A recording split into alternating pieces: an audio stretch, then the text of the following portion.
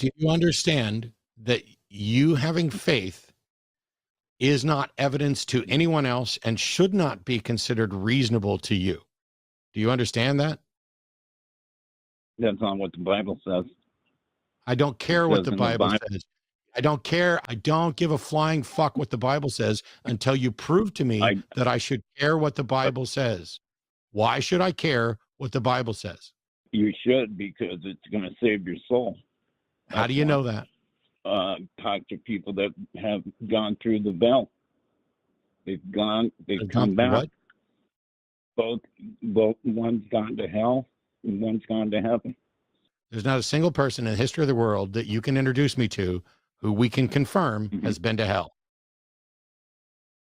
Yes, there are. No.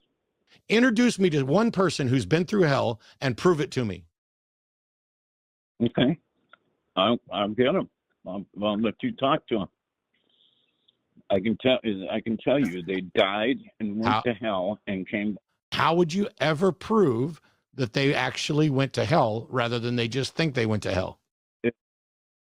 It's their testimony of what hell is like and what happened. Rick, is it possible for someone's testimony to be wrong?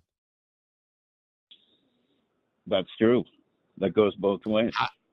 How do we tell whether or not someone's testimony is wrong?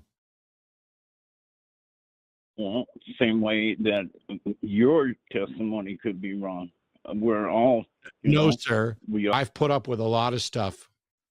But what I see from apologists is that every time we drill down to the key point where you have nothing more to offer, you instead turn it around and pretend that we are on just as shaky ground. I have no testimony here. I'm not testifying to anything. I'm asking the question, how do you demonstrate that somebody went to hell versus that they just think they went to hell? How do you tell the difference? That's going to be crucial. And if you acknowledge there's no way to tell the difference, then you're admitting that you don't have reason to believe they went to hell either.